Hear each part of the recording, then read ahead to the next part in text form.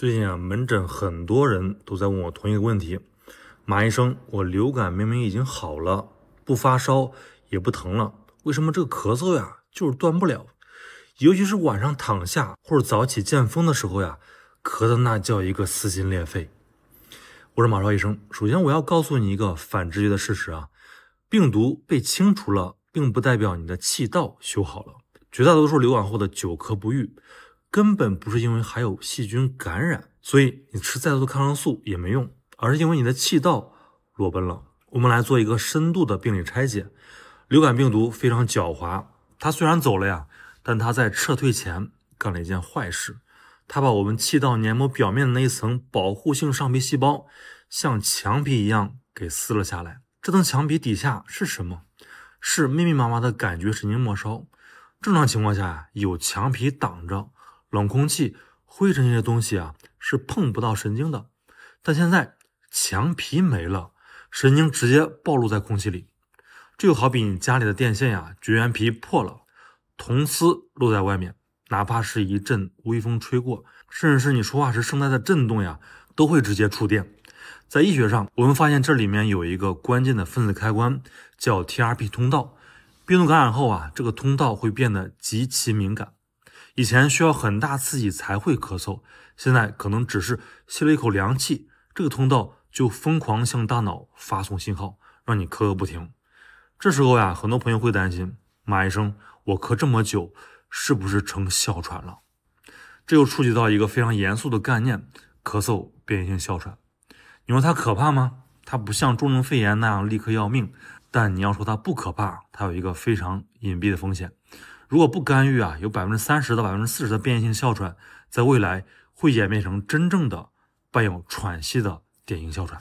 这才是我们医生最不想看到的，因为一旦发生气道重塑，这种损伤往往是不可逆的。所以我一直强调反对过度治疗，但对于变异性哮喘，我反对的是乱用消炎药，而不是让你硬扛。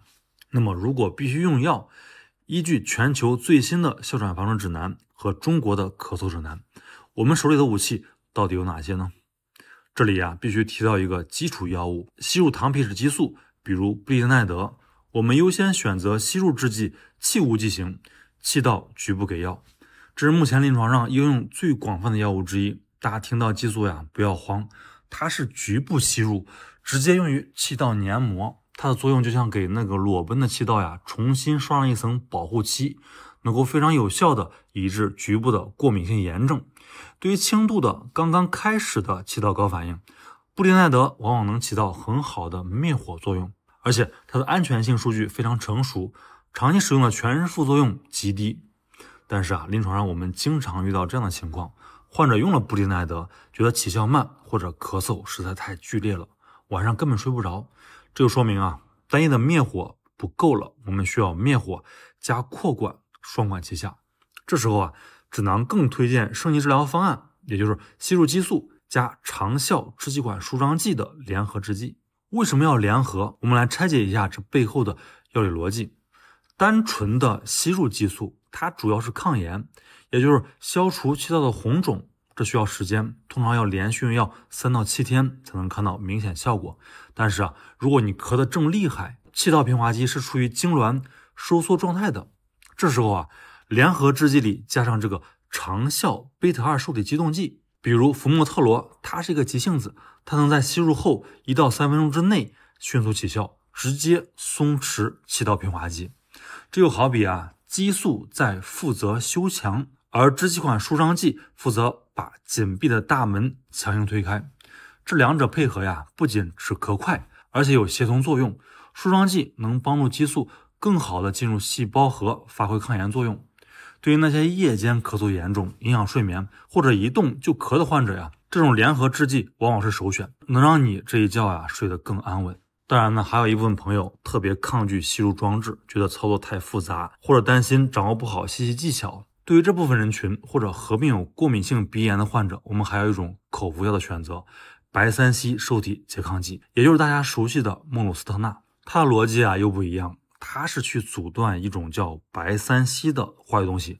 这个白3烯是导致我们气道水肿、分泌物增加的罪魁祸首之一。口服孟鲁司特钠非常方便，1天1片，对于减轻气道炎症、缓解咳嗽也是有效的。但是从抗炎的绝对强度来说呀，口服的孟鲁司特钠通常弱于吸入性激素，所以说如果你气道炎症很重，单纯吃这个可能压不住，有时候我们要把它和吸入药物联合使用。除了用药呀，我还要嘱咐大家几句生活中的保命细节。既然咱们的气道现在是裸奔状态，那就要给它创造一个温室环境。第一，出门必戴口罩，不是为了防病毒，而是为了保暖保湿。口罩里呼出的热气能形成一个小型的温湿环境，避免冷空气直接撞击那个敏感的 TRP 通道。第二，管住嘴。在咳嗽恢复期啊，2样东西是绝对禁忌。一个是亚硫酸盐，这东西在红酒、果脯、腌制食品里很常见，它会诱发气道痉挛。另一个就是冷饮和辛辣，一杯冰水下肚，迷走神经一反射，气道马上收缩，一口辣椒吃进去，直接激活神经受体，那就是火上浇油。第三，也是最重要的一点，千万不要见好就收。很多患者咳嗽一停，立马把药扔了，这是大忌。气道黏膜的修复周期通常需要8周甚至更久，症状消失只代表火苗看不见了，底下的炭火还在阴燃，这时候停药呀，一旦遇到下一次降温或者感冒，立马复发，而且比这次更难治。